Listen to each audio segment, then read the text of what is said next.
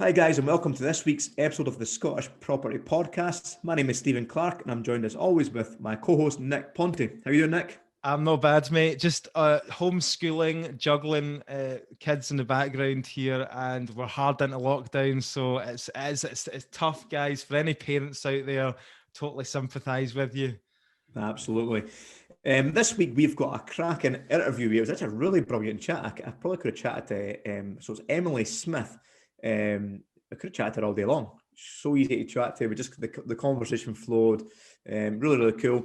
She was talking quite a lot about direct to vendor, how she made 65 grand profit of her flip, and kind of what her plans are for growing a property business, including juggling a very young family as well. So really cool, isn't it? Yeah, no, Emily's been contributing a few videos to the Scottish Property Podcast Facebook group, and it's been good to kind of see her. You always see her with a baby carrier because she's got a wee baby going out to property viewings and stuff like that. And it's a lot of people listen to this and think, God, that's me as well. I'm trying to juggle all that stuff as well.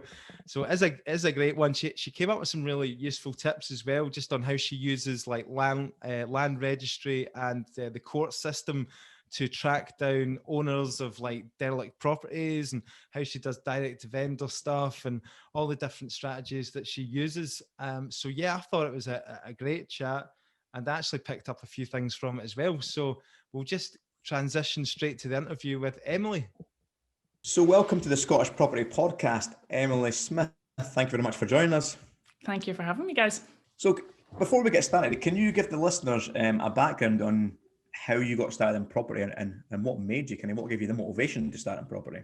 Yeah, sure. So I kind of got brought up as the youngest of three daughters, and having my father needing someone to kind of help him in property, he had a few buy-to-lets, and so I kind of got involved quite at a young age, helping him lug plasterboard in from the car, helping him do kind of really basic small bits of refurbs and property.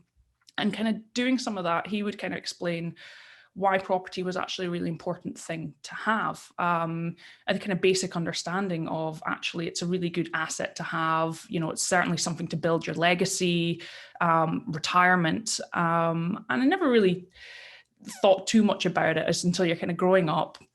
And we got to the point that obviously started a family, moved to Edinburgh to study, got married, started a family, and then realized at the point that actually property, having another bit of income while you're on maternity leave, is hugely, hugely beneficial. So we actually had a very small buy-to-let that we sold to be able to buy a property in Edinburgh. And it was one of those ones you kind of think, do I regret having done that? Should I have sold that? Should I have kept it? But I didn't know anything about doing refinancing or anything to do with it, really. So we'd sold it to buy this property to start our family. And when we decided to move out to the country, the sticks, out of Musselburgh, we decided that actually we had a little bit of cash and we needed to do something with it. And I, at this point, had been working, had our daughter, had returned to work, and I was working 4-day week. But essentially, I was still working all day Friday with a laptop while my daughter was home. I was doing evening phone calls and emails.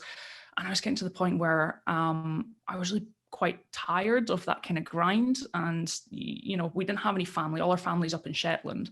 So we had no family down here, and I was getting quite tired of the kind of, you know, giving everything over to an employer, you know, all the hours of the day. So my husband had started looking into property investment, you know, reading Rich Dad, Poor Dad books and stuff. And having had a little bit of knowledge of property, it was a conversation that we had was really around, right, we've got to do something different. If we don't change what we're doing, we're going to continue what we're doing every single day. Yeah. And, you know, if we wanted to have another child, we couldn't actually afford the childcare cost to be able to put kids into childcare. So it was really one of these things we started thinking, right, what are we going to do? Because we need to change something. And so we really didn't know where to start in property, had no clue. We had tried to speak to a few accountants and stuff that weren't property accountants. We didn't know there was actually such a thing for someone who specialized in it. And we realized that having talked about this, we've heard about this kind of buy, rent, refinance, refurbish model. They got some kind of strange looks going, nah, that's not how you buy property. You get money, you put it in a property and you leave it for 15 years and that's how you make your money. So we looked down the education course. So we did sign up to do a education course, paid quite a lot of money for it. And we looked at, okay, well, if we spent this money, we're blooming well going to have to go out and earn this money back. We're going to have to go and do something with it. So we really looked at that as the point of kind of going, well, look, we want to change what we're doing. We want to be able to afford a little bit more freedom for me to look after the kids, to spend time with them, for my husband to have choices. And so, yeah, we started down that route, did one of these kind of the higher end courses. And basically after that, I really thought, right, we're going to have to go out and do something. So that was a good couple of years ago now. And since then, yeah, we've been busy following the property journey. Brilliant. So the training course was what, 2 years ago? It'll be coming up to 3 years ago now. Right. I think that's really important because, like, on the Scottish Property Podcast, we're trying to get like real relevant people on it. And I feel like if you got someone that, started in property 20 years ago and bought with no money down and was doing strategies that kind of irrelevant now, it'd be kind of useless. Whereas people that are kind of very new in the game, I think have got, just slightly ahead of people that may be listening that are maybe looking to start. And obviously your motivations are obviously probably a lot of listeners can completely relate to that. So what was the main strategy coming off the back of the course of the training that you were going to get into? It was definitely the kind of BRR model. So finding buy-to-lets that needed work, doing them up, getting them rented and refurbishing them. But with that obviously comes a lot of challenges. We didn't have any money left. So, we had to figure out how we were going to do that. And we also looked at some other kind of options, but we realized that certainly that was what we wanted to start with, and knowing that raising angel finance was going to be a huge part of that, as well as, actually finding the good deals out there, because, there's so many people out there looking, it's very competitive on the market to try and find, the ones that you can, these elusive MIMO deals where you're getting all your money straight back out and trying to figure out where was that, how far are we going to have to travel? A lot of things to consider when you've got a young family as well. Yeah, absolutely. And where is the properties that based that you've been picking up? Are they local to you, or are they? No, it is. It's one of the things that we know we want to try and focus a little bit more, because I guess we went wherever the deal was, which is a nice way to do it. But we've got a buy-to-let up in Shetland. That's nice, but that's not everyone's investment area. Did your dad help you with that one? No, unfortunately not. Not well. It was actually one. It was owned by my dad a long time ago before he passed away, and then went through my sister, and basically did an internal purchase there. So it was fine until got to the magnolia paint and the wood chip wallpaper, and not so fun. But anywhere if we've got one. What is the rental market like up in Shetland? Can you get things let quite quickly, or? It's unique. It's one that we've not covered, Stephen. We're on our way around the whole of Scotland, and we've not got as far north yet. We've not even got past Aberdeen yet.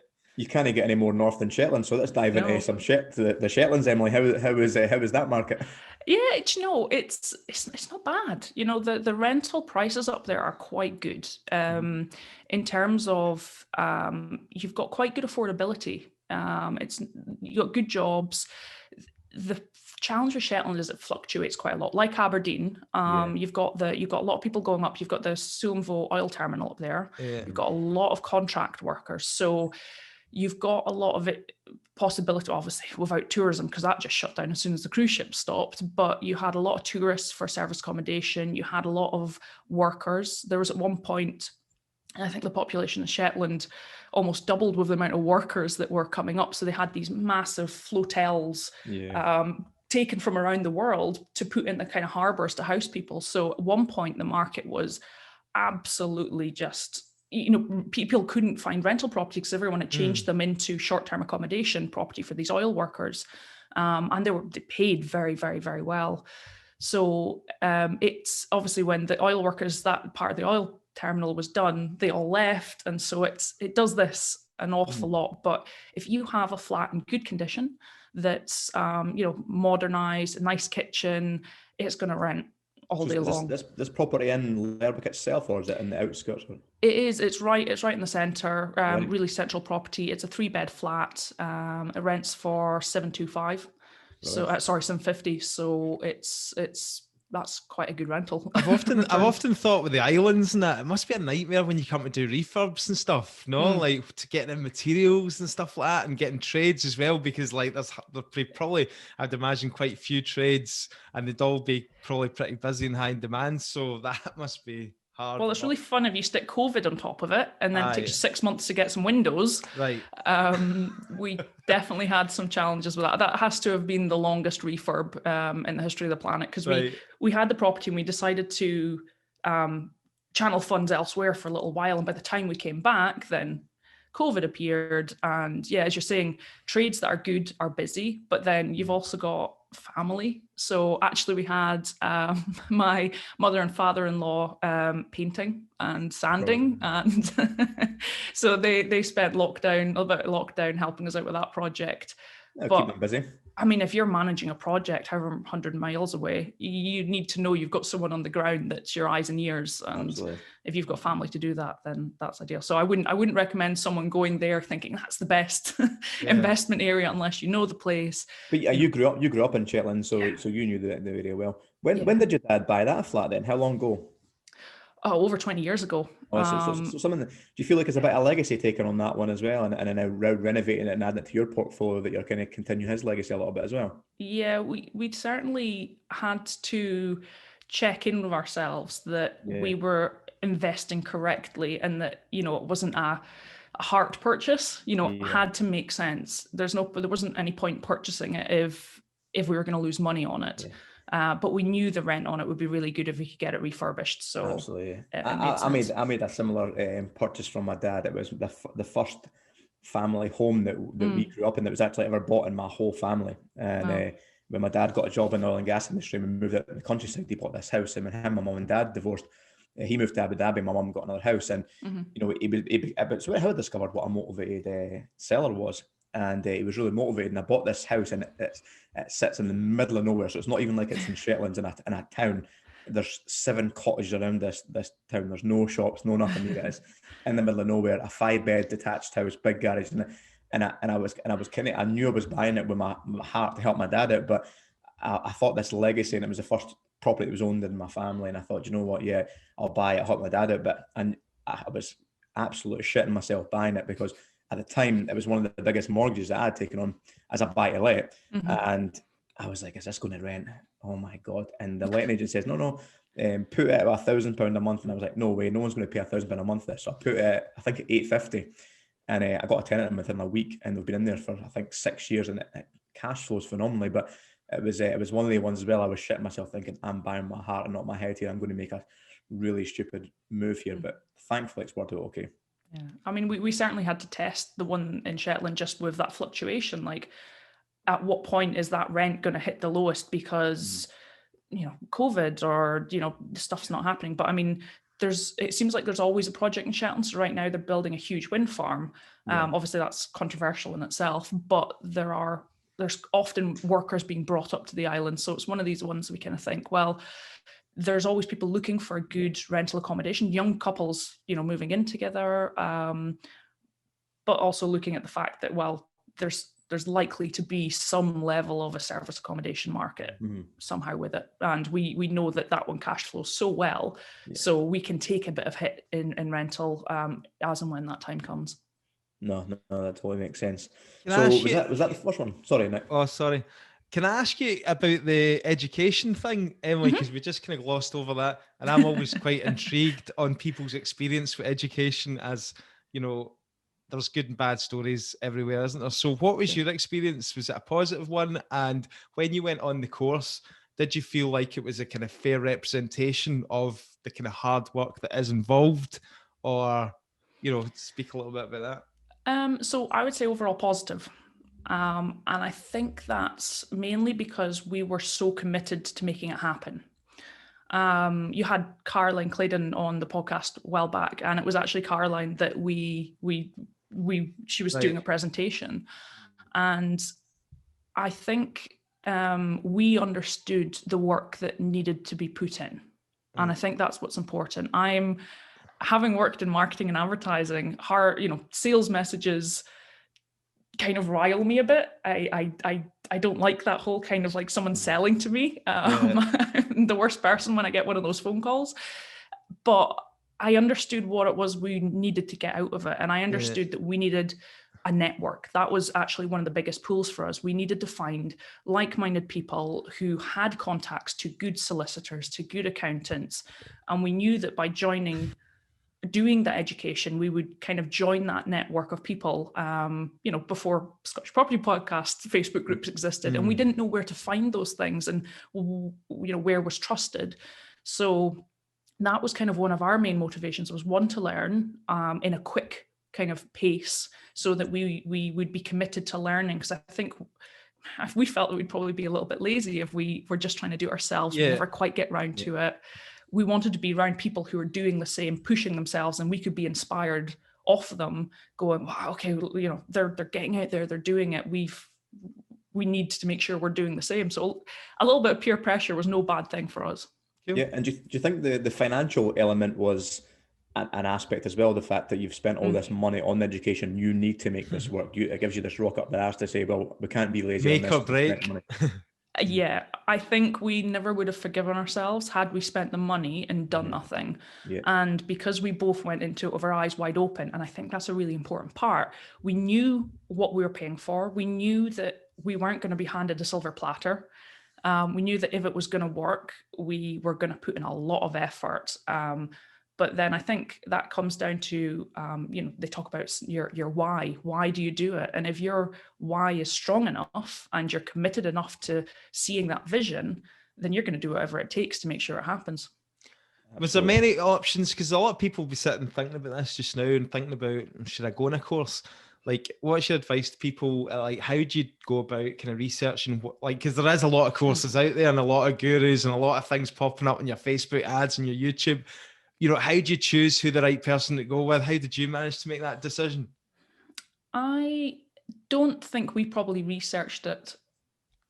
Well, I know my husband spent a lot of time looking into it, but I don't think we realized there was as many providers out there until we'd actually gone through the education.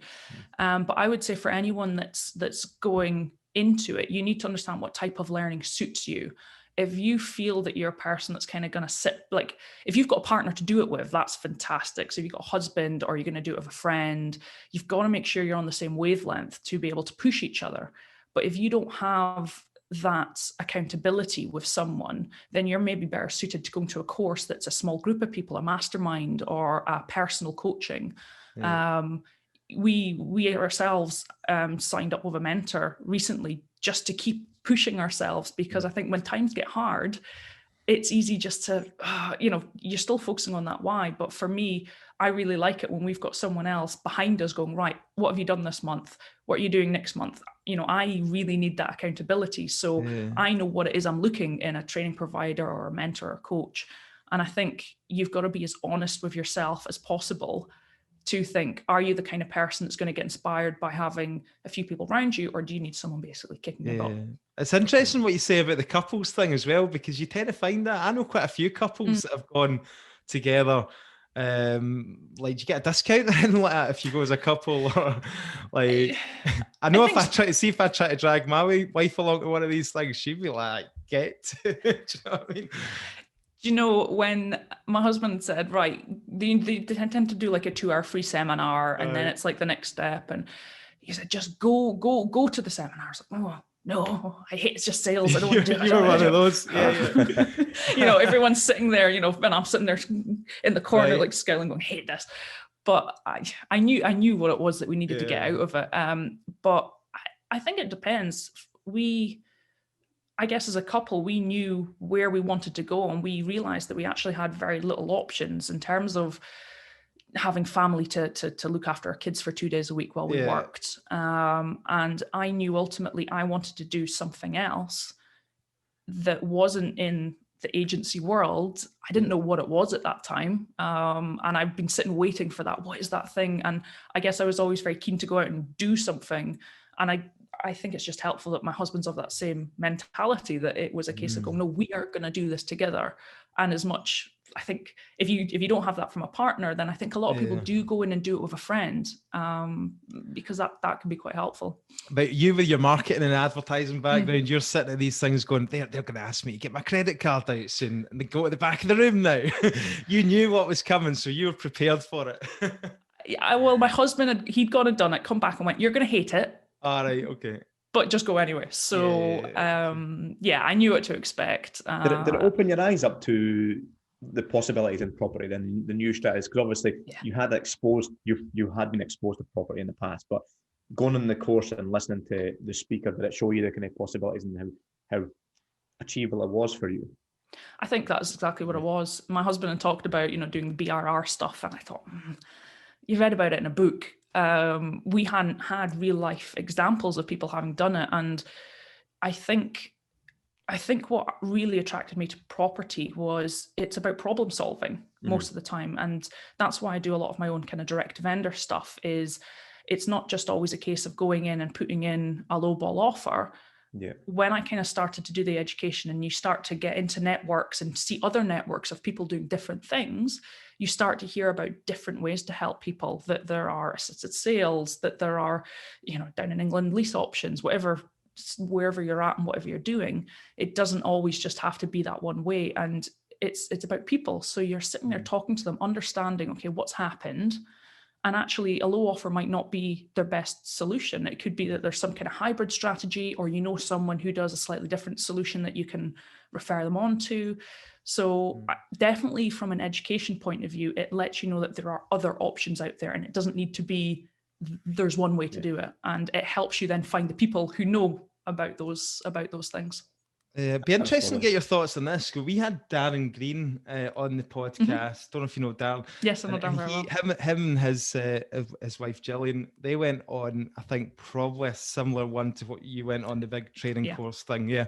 So it was interesting talking to him the other week. He was like, he thinks that these big seminars where they teach all the different strategies and all that, he thinks that the kind of days are numbered on them, because if you look at YouTube and you just basically type in property investing, it'll throw up so many good resources on all the different strategies. Basically what they teach you there, he thinks that it's going to gravitate more towards the kind of smaller groups, the mentorships, the mastermind things and that sort of thing, which I kind of tend to agree, because all the information's out there now. There's nothing new that you can be taught in a seminar. I don't know, but it's interesting. I can see how it is good for some people and it really spurs you on as well. I think you are right. And I probably do agree with Darren to a point that, it's the smaller group thing definitely can have a lot more focus. Where I think these companies that do the big seminars and stuff work is because, apart from COVID times, you are going to these things, meeting lots of people. It's a personal element, right? And that you're learning about these things. I'm not a great YouTube watcher. I listen to podcasts, but I like being told information. So people learn differently. What podcast do you listen to? There's one called the Scottish Property Podcast. It's pretty good. Yeah, shout out there. Rob and Rob podcast. There's so many great. Edit that bit out, Nick. We'll cut them out. Who are they? Rob and Rob? Never heard of some guys down in England, who knows? But people learn differently. So I don't. Yes, there's probably going to be more different types of learning, especially the fact everyone's so used to Zoom now. We can do these great learning calls and masterminds a little bit more comfortably than maybe we were doing prior to COVID. But I think there's always going to be a space for bigger group learning, and if that's your thing, that's great. Everyone learns differently, and I think it is just a case of everyone knows how they prefer to do it. And some people will do extremely well watching YouTube videos, researching themselves, doing it for free, and great. I mean, I think if you can do that and you're going to go out and take those actions, then fantastic. You've saved yourself a lot of money. Yeah, absolutely. You mentioned quite a couple of things that I'm quite interested in chatting about. Unique different strategies and direct to vendor. So obviously you mentioned as well that the property market is hot. Yeah. How are you finding deals at the moment? Certain areas are really tough. There's certain areas that I probably have pulled back from slightly because everything seems to be going to a closing date.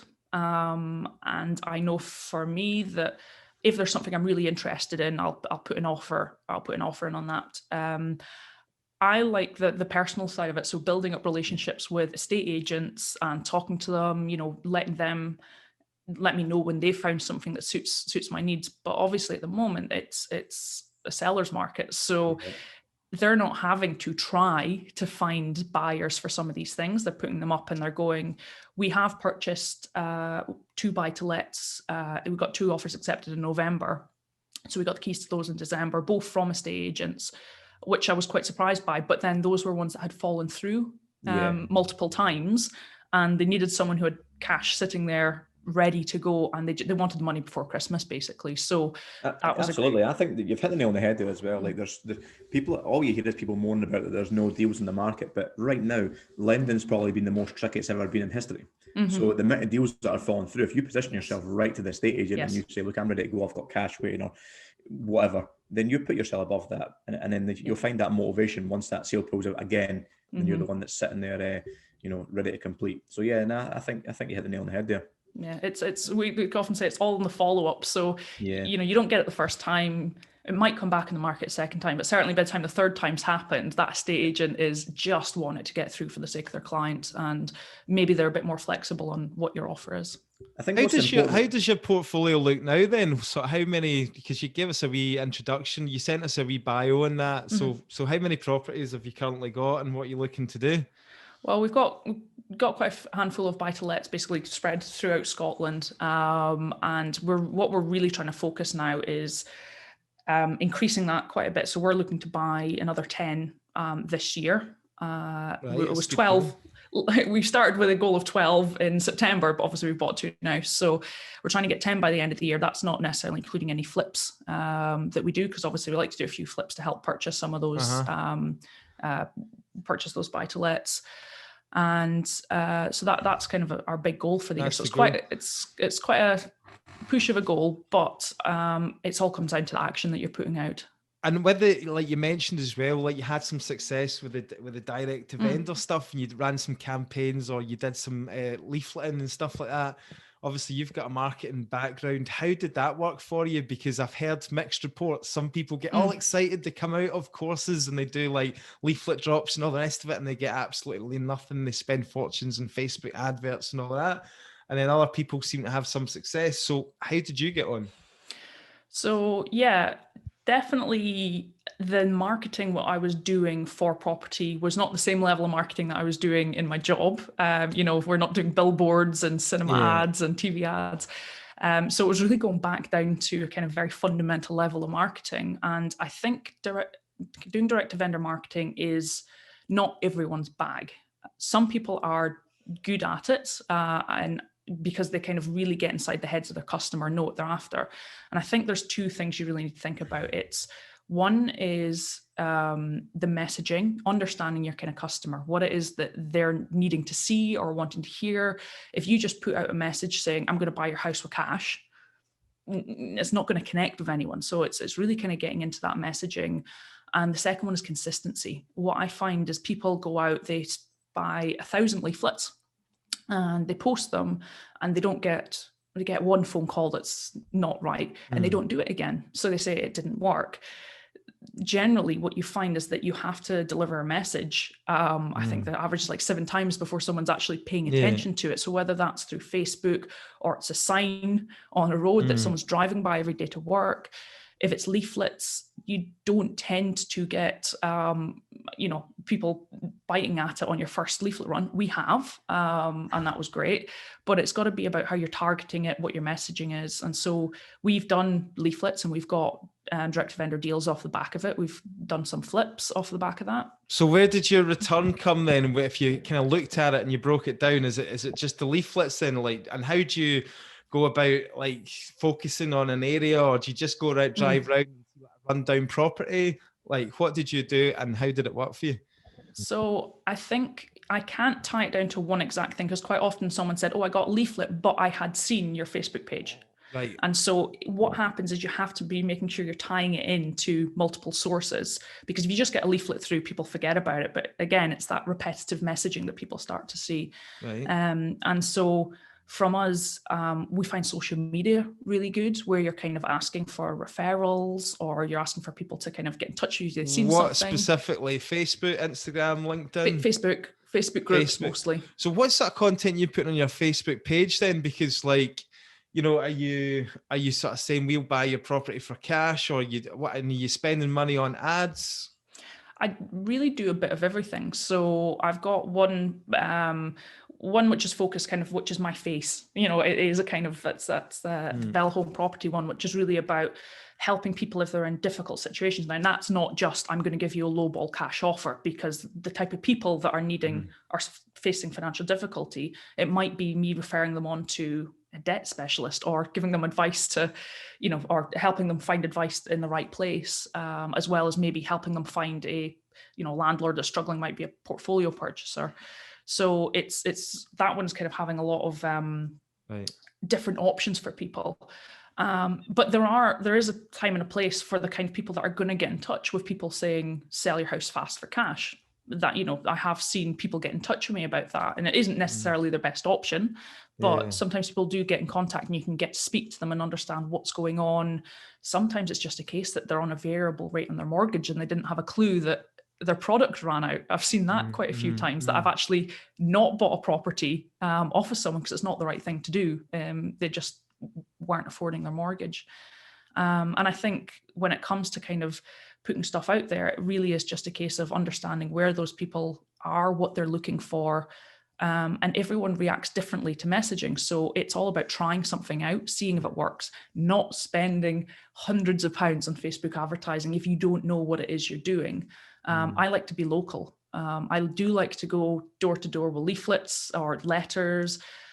We've picked up properties just because we were walking down the street and happened to meet someone and say, hi, I'm Emily. I'm looking for kind of rundown properties. Do you know anything?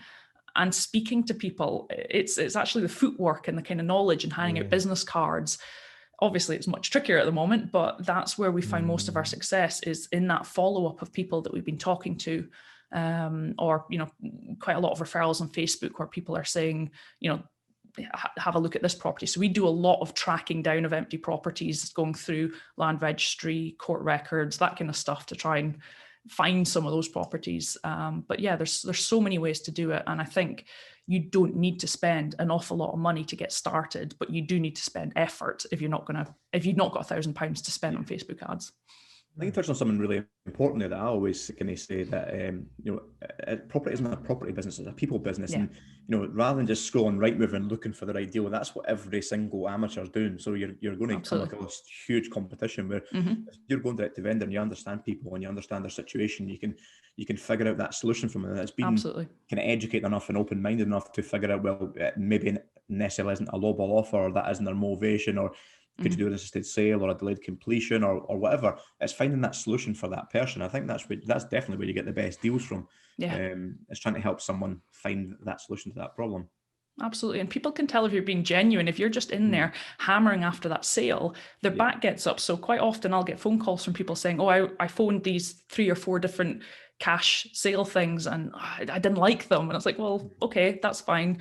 But it's, you know, when I get into a property and I'm speaking to a vendor, I don't instantly go, right, how much is your house worth? What's the numbers? I say to them, what's going on? How have you found yourself in this situation? And exactly. What else have you done? Take a genuine interest in the person and understand their pain point and understand what the problem is. And like you said before as well, it's so unique. It could be the fact they just went on a variable rate on a mortgage and it's too expensive for them. Just go and speak to a mortgage broker and get you know what I mean? They're simple solutions. You don't need to try and. How do you use the land register in Scotland? Because I know down in like England, they can get quite easy access to the land registry, and you can be like anybody can go and just like download the title. But I think in Scotland, I think you need an account. You don't have to have an account. It's much easier if you get a business account set up. If you basically have to pay £3 per title. If you have a business account set up, it's much quicker. You can just download what you need. And it depends what it depends what you're looking for. If you're just looking for the name of the person, quite often it's available without paying for anything. Right. So you can get in the Scottish Land Registry, you can just download for £3 the title deeds. Absolutely. Right. I didn't realise that. That's good to know. There's obviously trying to understand title deeds is a thing all in itself. So sometimes you think, oh, I'm going to go find the owner of this property, and you hit dead end after dead end after dead end. So it's not. It doesn't always give you the solution. Be great if it would give you like the email and telephone number, wouldn't it? Ideally. But quite often I'm tracking down estates of someone that's actually passed away. The estate's not then been transferred in the probate to the right person. Right. So you hit this dead end, and you know who you're looking for, but unless you know the when they passed away, you can't go to the court to find out who owns that property. So cool. It's a minefield in itself. It's something that we pick away at. We don't spend all our time going through it, but we have a list of properties that we slowly work our way through. And I'm just thinking in the example where you would drive past like maybe a derelict property or something like that, where it's all boarded up. Yep. Maybe you've spoken to neighbours and you kind of get information. Then obviously Land Registry, downloading that to find out I'm pretty sure they give you the no, they probably wouldn't give you the address, would they, of the owner if they didn't live there? They do. It depends how you've registered it. So if you have a buy to let, you'll notice on Land Registry quite often it gives you a home address or your business address. That's right. So you can tell obviously if it's potentially a landlord or someone else that owns it, or sometimes it's their old address, which you have to watch out for. So it's not straightforward, but it certainly is a really interesting thing to get down into when you're tracking properties. So I did one about 10 years ago, and it took me down a flipping minefield. You felt like a private detective. It was a flat below a flat that I was refurbing. I held my portfolio for a couple of years and ended up selling it, but there was issues below downstairs with the way the floor was going. And I looked through it was a really, really weird one, because you look through the windows, and they're all sash cased windows. It was a netting curtain, but you wouldn't tell it was empty. It just kind of looked lived in. And I broke into it from the back window after a couple of months of renovation. I probably shouldn't say that on the podcast. And this property had I thought this has been empty for 50 years anyway. Like, at least I was like, this is crazy. And so I downloaded the title, traced it back. It hadn't been purchased in something like 1938 or something like that. And the woman had died 40 years previous. Ended up going down this huge rabbit hole trying to trace the owner. Ended up being distant family in New Zealand, but because of the amount of the kind of condition of the property, they wouldn't have got much money for it. They would have cost them more money in it. So they'd been contacted years ago as well, and they're just like, we own it, but it might only be worth. And I ended up going to council as well, and apparently you can get the council to force them to do basically kind of forced sale, and pay the council tax debt on it. And this was the time before there was empty homes officers, because I'd been watching these daytime programs to try to chase them up. Air hunters. I ended up causing an absolute shitstorm for my own self, because I ended up contacting the local MSP and trying to get them to force them to sell me it. And say, look, they're in New Zealand, they don't care about it. It's a complete distant relative. And the MSP ended up sending people around and board the flipping thing up. So I ended up trying to sell the property a year later, and obviously I boarded that flat below it. Didn't bode well for mine. So every time I had viewers coming through, I ended up having to take the screws off the boards and put the boards to the back. I ended up causing that absolute shitstorm myself. You're not a real property investor until you break into a property. Because we did one up in Straven a couple of years ago. We drove out to this one that was in Future Auctions, and it was all boarded up. It was in the middle of the countryside, and we just wanted to look inside. Like you said, it was just the what do you call that, OSB board, just boarded up on the doors. That just basically took the screw gun, unscrewed it, and in you go. But it was weird. Like, you felt, I think it was actually a haunted house, that one, because you went in, you got the shivers up your spine. It was horrible. There is something very strange about getting into empty, especially properties that have been empty for a long time. And you're sitting there going, I really want to turn this into something. And sometimes they're so old and so dilapidated, you're just like, I don't know where to start. It's cool, the history of properties. Like, I kind of really find it fascinating. The project we've just picked up in Bridgeairn, it's got old wooden shutters on, and you open the shutters and it's got all these, the names. Everyone's signed their names and I've dated it. And one of the guys came on my workshop, and he's from Bridgeairn, and he came in and he said, look, can I view the Bridgeairn project? Come in. And he pulled the shutter open straight away, and he goes, taking a picture. I goes, what's that? I go, that's my mum and dad's name. The old woman was 95-year-old. She loved the drink. She drunk in the local pub like all the time, and every time she got pissed, she used to invite everyone back for parties. And there was like all our New Year's parties were seemingly famous for God the whole time she's owned this house. And the stories that he was coming out with, she was coming out with, his mum came in. It's like it's just such a huge history in these properties. It's quite nice turning them back into something a bit special, or bringing them back from the dated past, so to speak. I like finding the old newspaper cuttings underneath the floorboards and all that from 1930s and stuff like that. This one we're completely diversified here.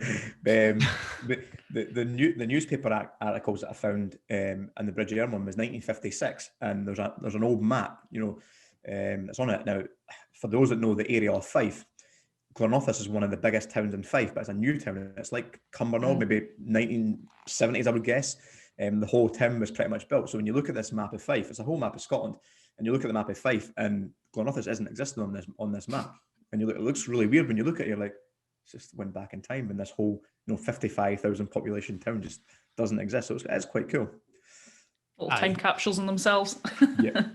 Back to business then. Like, Emily, can you give us a deal that you're particularly proud of, like one that you wouldn't mind sharing, like, a little bit of background, how you got it, what you did to it, and what the numbers were? Yeah, okay. So we had a really good flip in Livingston. So that was one that actually we were refurbing at the beginning of the year, and we got on the market just before lockdown, and we managed to sell during lockdown, which was we were very glad for. So that one was a property that came from a referral by friend's auntie. They'd seen it on Facebook, basically one of these things saying, do you know an empty property? Let us know. And so that one had been empty for almost 2 years. The owner of the property had loved a bit of DIY, and so the place outside just looked really cluttered. It really didn't fit in with the rest of the street, and so obviously neighbours were quite keen that something would happen to it. So we went along, we put letters through the door, standard kind of thing. We then went and spoke to the neighbours, chapped on the door, what do you know about this property, who owned it, what was the situation, chapped on the next door, come in for a cup of tea, your husband's in the car, and I'm like, 20 minutes, I'll be fine. Lovely neighbours. Tea and cake. And so, speaking to neighbours, finding out just, what the situation was. So we basically got to the point of, okay, we found out who used to own it, the name of the person. They had passed away. What is important is actually kind of roughly knowing the date of the death, because that way you can go to the courts and start to find out the information about it. Right. So we went through the court information, basically asked to say, okay, under Freedom of Information Act, you're allowed to find out about wills and all this information. I knew it was still being dealt with by the solicitors for the estate, so I got the name of the solicitors dealing with it and tried to get in touch with the solicitors that way. They weren't particularly keen to pass on my information to the executor, but I think they eventually did, after I kind of chased them up 2 or 3 times saying, can I just get confirmation you have sent that to them? The person got that email and was a bit kind of like, okay, not quite sure about that. Had gone into the property and had actually then seen a letter I'd posted, noticed it was the same phone number, same name, had then gone onto my website and then filled in a contact form saying, okay, can we chat about this? So I was really confused how I'm trying to track down this thing and it's come through my website contact form. Got in touch with them and understood the situation, that the executor didn't actually have much to do with the property itself. They'd kind of been landed with the executory of it, and simply just, it was a big project. She was having a real struggle with the probate side of it, and actually them finalizing it, they just weren't speeding it along. So we came to an agreement to get our solicitor involved to kind of help just finish that up, and just give her a bit of support, because that's what she was needing. She just felt like, I've got this thing, I don't know what to do with it, it's messy, I didn't know the guy, long story. So with that one, we put in an offer looking at, okay, it needed a lot of work. A lot of the downstairs needed stripped out, needed re-rendered. The garden was in a bit of a mess. The garage needed kind of fixed up as well. Internally, it needed new central heating, needed new windows, kitchens, bathrooms, that side of things. So we started kind of looking at that refurb. Okay, we put an offer in for it being a 2-bed property and what our kind of done up value was and a little bit of profit margin there. So put in that offer, they accepted it pretty much straight away. They were quite happy with it. They understood it was probably slightly less than they would get if they put it on the market, but they were at least 6, 7, 8 months from putting it on the market and kind of getting stuff agreed. So we got that offer accepted. And one thing that's really interesting to know as well, if a property's been empty for 2 years, the VAT you pay on it is only 5%, not 20%. So that's a kind of good tip for anybody that's looking at properties that have sat empty for quite a while, that you can put that into your calculations, that if you're paying builders that charge VAT, then you've got a little bit more leeway there. Oh, a little bit to read up. That's a good. Can you claim back the VAT on materials though? Because you can't be VAT registered with a residential property company though, can you? So I'm not VAT registered, but my builder was. Now, if the builder was doing work and materials, now I say to everyone, go and read the rules on HMRC yourselves. But if the builder was doing the work and materials, he only had to charge 5%. If I went to buy the materials myself, I'd had to pay 20% and I wouldn't be able to claim it back. That's interesting. That's a really good point, actually. So it really took a lot of, sitting with my accountant on the phone saying, okay, how does this work? What do you have to do? So you basically self-certify, provide that to your builder for record of, what the property is. You have to get evidence that has been empty for 2 years. So get in touch with the council. They'll give you a council tax letter saying, yes, this has been empty. But of course, once it's been empty for 2 years, you're paying double council tax. So you've got to get shifting with your refurb. Otherwise, that's you're going to figure out actually if your discount's going to be wiped away by the time you've paid 6 months of double council tax. So yeah, it's a really good thing to look out for. So knowing that, we were in the garden one day. By this point, I was pregnant, early stage pregnancy, feeling quite ill. We were come to knock down the carport that was in it because we wanted to kind of clear away some stuff so we could get the skip in. And it was just kind of timing wise, I thought, right, we'll just go get hands on and get this done. So 6-year-old sitting there with a saw, helping saw up a carport. I'm dealing with morning sickness, and my husband sitting chatting to the neighbour. It's like, and you're doing all the work. So I'm sitting there, I was like, come on, we just need to get this done. I just want to get home. I'm hungry, I'm tired, I'm grumpy. And the next thing is he disappears into the house with the neighbour, and I was like, oh, he's just chatting again. And this is, this is where it's good when you've got this partnership, because he's like, Emily, remember, you talk to people and all this side of stuff. And the next thing he came out and he was like, oh, Emily, come and speak to this neighbour. They're telling us how they changed it from a 2-bed into a 3-bed. Your ears prick up and I go, oh, okay. And it was just something that we hadn't really considered, that there was this big space downstairs that was like I guess it was a double cupboard at some point, but it'd been knocked into this room. So she basically came and said, well, this is what we did. We changed this bathroom cupboard into a bedroom downstairs, moved the kind of bathroom. And so we're a little unsure, because I guess some people say you should never have only a downstairs bathroom. But actually it was quite common in this area, and it wasn't going to put off people in the market, because I think you always have to make sure whatever you're doing is to demand, basically. Yep. And so, yeah, we basically turned that one from a 2-bed into a 3-bed. It was, a really nice project. Raised the value significantly. Give us the numbers then, Emily. Yeah, the numbers. I'm on the edge of my seat here. So we purchased for 55. We knew it was going to take about 30, 35, including fees, to refurb. So we were originally looking at an end value of 110, 115, which would have given a nice wee bit of profit on the end of that. Yeah. We sold it for home report value during lockdown, because obviously someone comes with the offer. At that point, we were like, we're taking home report. Pushed the home report actually was higher than we thought. So we sold that one for 155. So that was quite a nice. Ooh, very nice. Let's all clap. No, that's brilliant. That's a really, what a result. So, and it's all about speaking to people. As you said, it's a people thing. We hadn't spoken to the neighbour, so I can't berate my husband for doing that now. Speaking to the neighbour, speaking to the other neighbours to find out where it was. Yeah, it was all about people. The so referral that's about, and all what, that. 65, probably took 65 champagne. Well, yeah, pretty much. 60 to 65k profit. That's pretty good. Stephen's on a record profit here for his Kinross. We won't share it. We'll maybe share it once it's all completed. I was going to maybe do a live actually this week on the podcast page, just to get a little update on it. It's almost there. Well, we should do that. We should do like everybody that comes on, give us your best result, and then obviously we should have like a league table. You know, It's one of these ones that certainly feel like a one-off. You know fine well you're never going to buy anything else in the area. And actually everything in the area has shot up above that now as well. So you kind of felt like we shot ourselves in the foot because we're not buying anything else there now. Do you know what?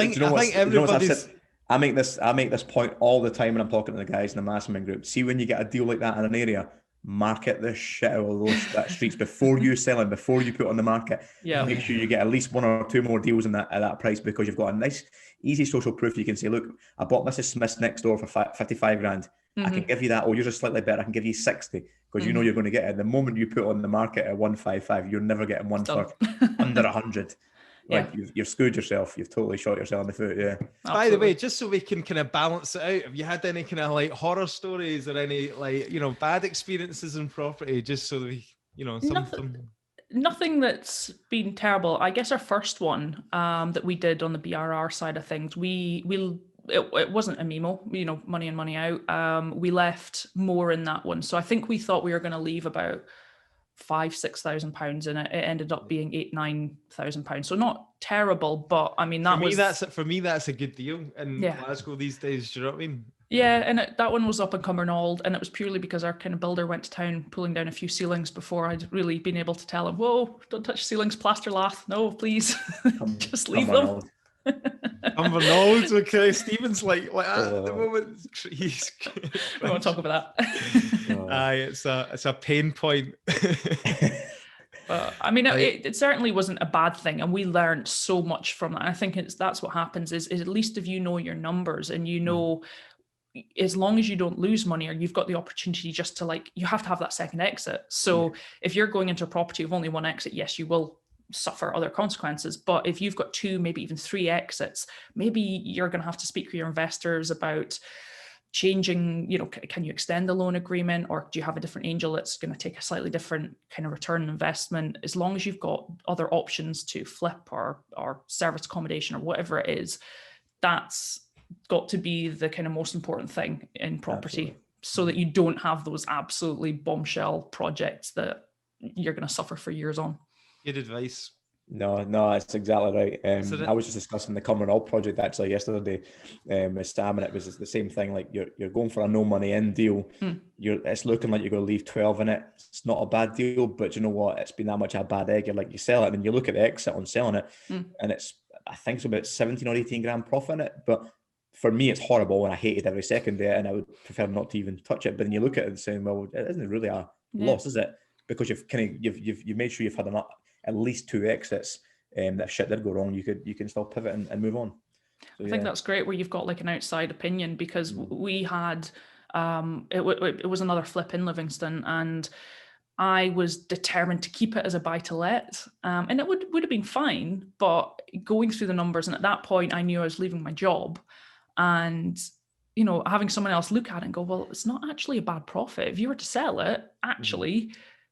That's, you know, you can feed yourself for the next year or so. It's no bad thing. So there's your year's salary in the one project. But it's very hard to get your head out when you had something set in your mind with a strategy. That's why it's good to have someone else. And you know, my husband was very much going, you know, it's fine to sell. So I actually was on the phone to the accountant going, look, I just want to run through this. I just need a third opinion just to make sure that I'm comfortable with this. And actually it made sense. And I'm glad that we did end up selling that one rather than keeping it as a buy to let. Absolutely. Superb. I think the listeners are going to have found this chat hugely useful. We've covered such quite a variety of topics. So bring us up to like your current day, what you focused on now? And obviously you've got a few things going on at the moment. So we've got a 6-year-old and a 6-month-old. So that very much dictates what life is like at the moment. But I guess we've probably never been busier. And I guess it's a point to anyone that's kind of listening out there that's got a young family that's thinking, okay, can I do property with a family? Then it's entirely possible. It's hard work. And so because we've got quite big goals over this next year, I'm not working anymore. My husband's working a full-time job. it's, you know, it is, I basically take the baby along with me whenever I'm doing viewings. And I've seen videos of you with the baby carrier. Yeah, I think our first viewing was actually with Gillian Green. Baby was 3 weeks old and driven from Edinburgh over to North Ayrshire. So she's another one that takes the kids with her as well. Yeah. So I think, how do you guys keep your kids, like, obviously only for you for the 6-year-old, how do you keep them kind of interested in this, like going with mum or dad to go and view properties and do things? Because I've been completely shut down this week. I said, do you want to come and come around on Monday? No. I'll take you to McDonald's. No. We'll go to the park. No. Why not? It's boring. And I'm like, shit. So I'm trying to get her to go Aberdeen with tomorrow. She's having none of it, and I'm getting grounded because, well, if you're not taking her away, you're not getting to go basically. Yeah. I love these social media posts, right, where people are like, "Ooh, got my wee apprentice out of me today," and it's like, we've all done it. We've all done it. Well, I have actually. Confess, I have done it, right? But see, the reality is, like Stephen said, they're whinging like in the background, especially when they get to that age. I've got a 9-year-old. He's like, Dad, your job's boring. He's like, gonna get like an interesting job. Why can't you be like a Twitch streamer or something like that? You know? It's definitely a challenge, I think. So our 6-year-old has been doing property since she was 3. She's great on a viewing, especially if you've got older people. Obviously not now, but you know, if we were going to viewings where it's like an elderly person in the house, she just plonks herself down, she sits and chats to them, she takes along her book and shows them everything. So she's like, okay, right, we'll go look, you keep chatting. So I mean, she's kind of used to it, but I guess what's important for her is that we actually do goal planning with her. You know, when we're setting out our why do we do this? Why? And we explain to her, okay, why does mum have to go and work? What are our goals? So when we're setting our 5-year goals, she's setting her goals. So she's basically wanting to go to New York to see whatever Taylor Swift sings about, and she wants a swimming pool in a house. You know, and the great thing about children is they don't limit their dreams. Yes. So actually it's really inspiring to sit and do goals with them. So it doesn't always work, but if you're sitting there explaining, okay, right, we've got to go out and do this. You've got to come on, mum and dad. We're all going to sit in a flat in Perth for 5 hours till we can finish painting the communal close or whatever it is. It's tricky because obviously as they get older, they just don't care. But I mean, there's going with them, explaining them why it needs to be done. And actually sometimes, okay, you maybe don't have a choice because you're going to have to come a mum because, okay, now you can sit and help your baby brother. You know, that's always a great one. Or last case scenario, here's an iPad. You get to sit and play on the iPad for an hour while mum's speaking. I think it makes them appreciate how lucky they are as well. So when they go into like a stinky flat that's like your feet are sticking to the carpets and there's like tobacco, you know, nicotine dripping off the walls and stuff like that. Yeah. Let them see that and then bring them back home. They appreciate it. There's certainly one we went into with an agent, and I think she must have been about 4 at the time, and we went in and the agent hadn't been aware that someone had come and smashed the windows since his last viewing. So we came into the property and there was broken glass everywhere. So of course I'm picking her up and being like, okay. And she looked and she just went, well, this one better not be expensive. Agent's sitting there going, you prepped her. You've absolutely prepped her. And I was like, she sounds like a good negotiator. By the way, the kids are the best negotiators ever. I mean, they always get their own way anyway. So they're great tools for softening the negotiation as well. Yeah. It's no bad thing having the baby in the sling, and he's the smiliest baby you've ever met. So he'll smile at it because he's never seen anyone, you know. So you know, he's sitting in the sling and he's just grinning at every estate agent. You've offered me how much? And the baby's just smiling. Oh. What I do is need to train up the oldest one to actually then put the offers in. So get her on the phone. And I used to take one of my friends. He was earlier having a family. And his wee girl was a right ginger hair little thing when she was like 2 or 3 or 4. And I used to take a lot of viewings quite a lot because, especially with direct to vendors and like the old biddies. Yeah, this is my little daughter. We're just looking for a family home and stuff like that. Honestly, like she just such a cool wee girl that she used to speak to them and just soften it up. And brilliant. But I mean, it personalizes it as well. You know, if I guess when we're talking to people, especially doing direct to vendor, we're not taking the kids there to show them, but it's one of the things that actually people understand that, okay, I'm doing this as a business. I'm not just some young hotshot coming out to make £1 million.